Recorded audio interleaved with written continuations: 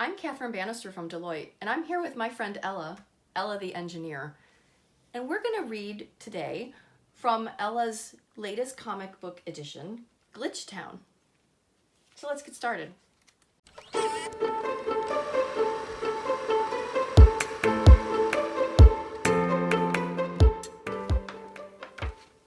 Glitchtown, the book, opens up with Ella walking down the street with her headphones on, listening to music. And there's a big crash behind her. So she takes one of the earphones off and says, "Huh?" Behind her and her neighbor's house, there's a big gash, an opening in their wall, just through their house. And one of the neighbors says, "I'm not lying, it escaped." And the other neighbor says to him, "The new smart vacuum just ran away? Really?" Ella continues on listening to her music in her headphones, and behind her a piece of toast goes flying over her head. From the distance she hears, "Deja de tostadora," which means "stop, toaster" in Spanish. Piece of toast flies, bonk, hits her on the head. She says, "Ouch." Ms. Blanca, her neighbor, comes into the scene and says, "Apologies, Ella, my toaster seems to have a mind of its own today." Ella's rubbing her head and she says, do you want me to take a look at it, Ms. Blanca? I can fix almost anything." Ms. Blanca says, thank you, dear. Maybe on your way home. I wouldn't want to keep you from enjoying this beautiful day." Ella says, "Okay, sure," and catches one of the pieces of toast as it flies through the air, takes a bite out of it and says, "Thanks, Ms. Blanca," and continues on her way. But quickly, she comes screeching to a halt and says, "Oh no!" Because in front of her is just chaos all over the city. The ATM is spitting out dollar bills and they're flying all over and people are running and trying to catch them and pick them up. That runaway vacuum from her neighbor's house is going right down the middle of the street, bringing with it a rope full of laundry, underwear, socks, shirts. There are drones crashing into buildings with boxes and they're flying all over and people are running and ducking from them. And Ella says, maybe it's not such a nice day after all. All of a sudden, there's a ping from Ella's cell phone, and it's a text message from Bethany at the mayor's office.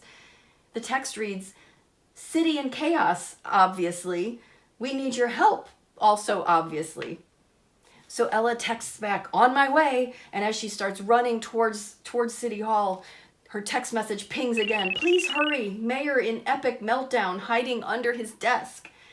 So Ella runs up the steps to City Hall. She runs in through the lobby, and as she's running through the lobby, there's all these people waiting to go through the metal detector.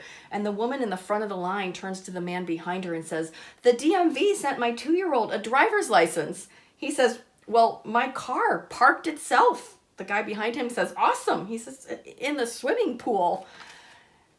Ella gets stopped by 2 guards, and one of the guards says, "Where are you going, little girl?" And the other guard says, "Don't mind him, Ella, you can go through." Ella waves. The one guard turns to the other and says, "Dude, that's Ella the engineer. That little girl is the junior tech liaison and our best hope of getting back to normal." Ella walks into Bethany's office. Bethany's in this very souped up wheelchair. Ella says, "Hi, Bethany. Sorry it took so long. The city buses kept getting rerouted in circles." Bethany says, "I'm just so glad you're here. I can't figure this out. And the mayor," Ella says, "Where is the mayor?" Bethany gestures to the mayor's front door and says, "There's a rubber ducky situation." So they go into the mayor's office, and the mayor is sitting on the floor of his office surrounded by hundreds of rubber duckies. And through the open window are these drones that have packages. And each of the drones is saying, "Your package is delivered, your package is delivered, your package is delivered." And they're all full of rubber duckies. And the mayor is sitting there saying, "Oh no." He says, "I just ordered one." Ella says to Bethany, "What do you think is happening?" Bethany says, "Might be a computer bug. Can you find it and patch us back to normal?" Ella says, "I don't know. This seems more complex than fixing a simple error or dependency. There isn't just one type of thing going wrong." Ella says to Bethany, "Is your logistical tech still working?" And Bethany says, "Yes, fortunately." And she starts to click some buttons on the chair of her wheelchair. And she clicks, and this hologram map of the city lights up in the room in front of him. It's got red dots where all the hot spots of activity are happening. And Ella says, where are all the complaints coming from? Maybe we can find the origin of the chaos. Bethany says, good thought, but no obvious pattern. And meanwhile, another drone with another package. Your package is delivered, flies through the window. Ella says, where are the worst injuries? Bethany says, a school principal tripped on a rubber chicken and bruised her elbows. Significant enough? Ella says, significant, no, but a little funny. Bethany says, definitely not how she saw her day going. So Ella says, okay then, what type of businesses are being targeted? Bethany says, pulling up the details, none specifically. The North Street laundromat is cleaning clothes with raw sewage. Ella says, yuck. And the South Street laundromat? Bethany says, no toilet water on their clothes. All of a sudden, there's a big smash and the vacuum from outside crashes through the office wall. Bethany looks at it and says, maybe this isn't being done intentionally. Ella says, that's always a possibility. Ella says, did you get any non-rubber ducky deliveries today? Meanwhile, Bethany's out of her wheelchair on crutches and using one of her crutches to whop the vacuum into place. Bethany says, yeah, office supplies and mail were completely normal. Ella says, is everyone being issued driver's licenses? Or Bethany says, nope, just babies. Oh, and one poodle. All of a sudden, the vacuum vrooms by them and goes crashing through the glass door behind them. Ella says, this isn't random. If there was uniformity to the problems, like all deliveries being endless, maybe. But they seemed designed for mischievous humor.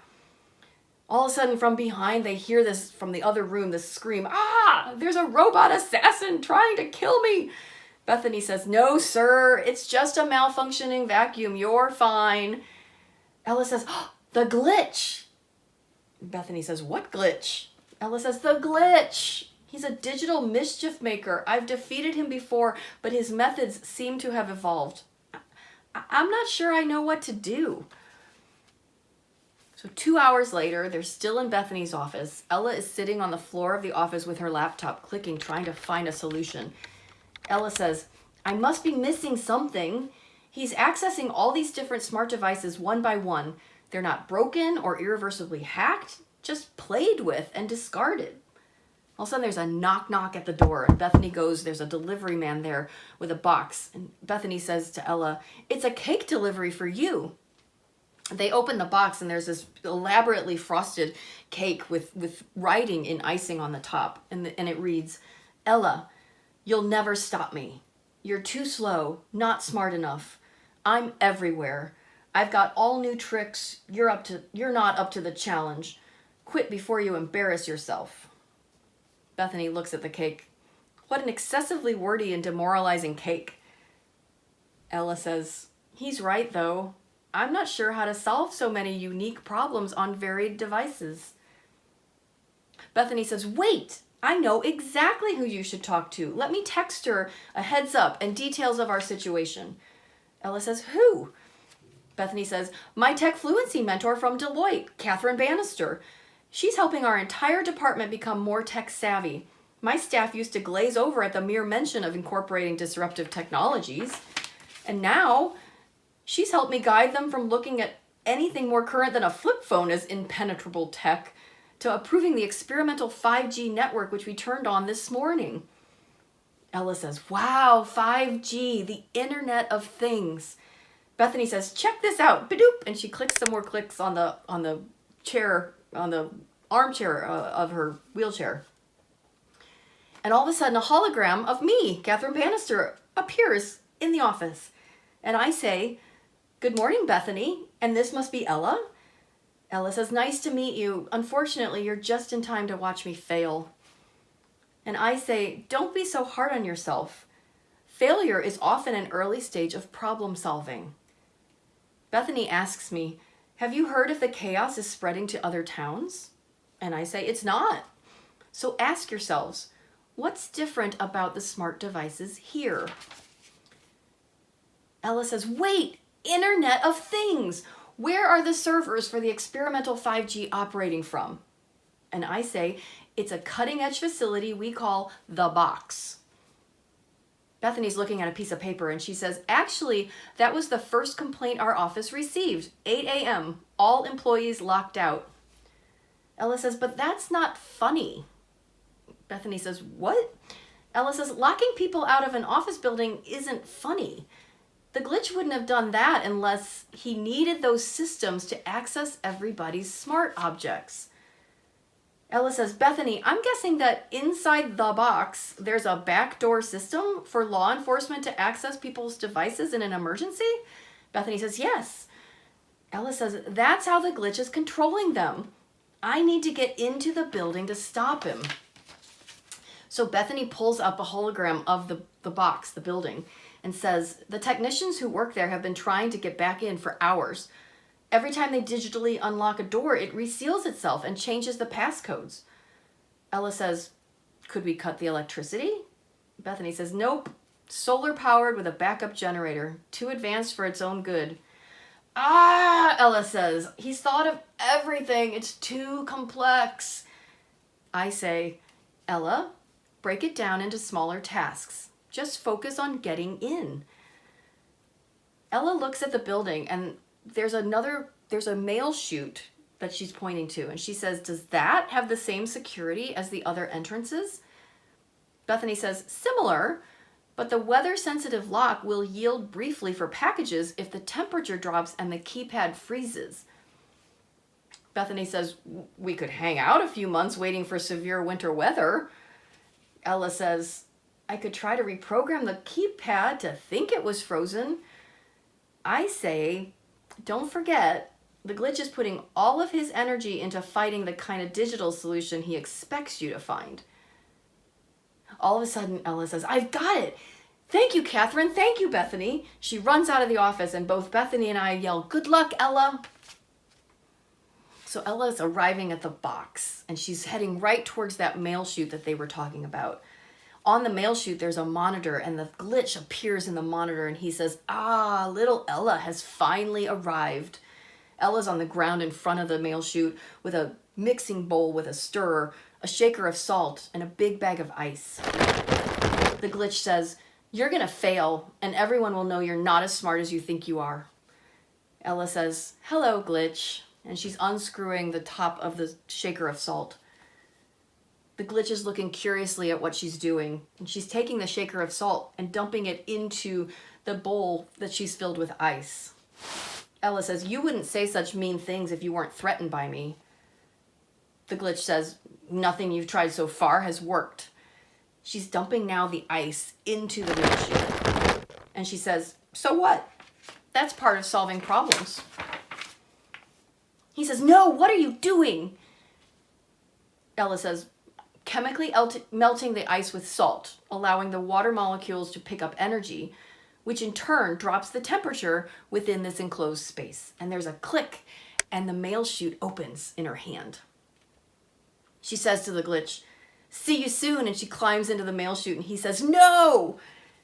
She slides down the chute, and she lands with a whoomp into the big bin that holds all the packages and mail that have been dumped down the chute, and they fly out as the weight of her lands on them. From the darkness, you hear the glitch's voice, and it says, hope you're not scared of the dark. Ella clicks on her cell phone and says, nope. She walks over to a big bank of monitors, and the glitch is on all of the monitors, and she finds a keypad, and she says, but you're clearly scared of what I'll accomplish if you can't discourage me. She finds a button that says, expel unauthorized user. And as she's starting to click it, she says, bye, glitch. And he says, no, as he disappears from all the monitors. Later, back in Mayor Denkel's office, there's a big bin of all of those rubber duckies that he's put into, and it says for donation on it, and he's holding one, and he says, it's so lovely to have everything back to normal. Luckily, Ella always knows the answer.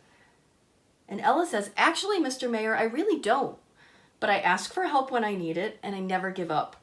That's how I learned the answer. On Ella's phone, the glitch all of a sudden appears and says, I'll be back. And Ella says, "And I'll be ready." "Yes, you will, Ella." The end.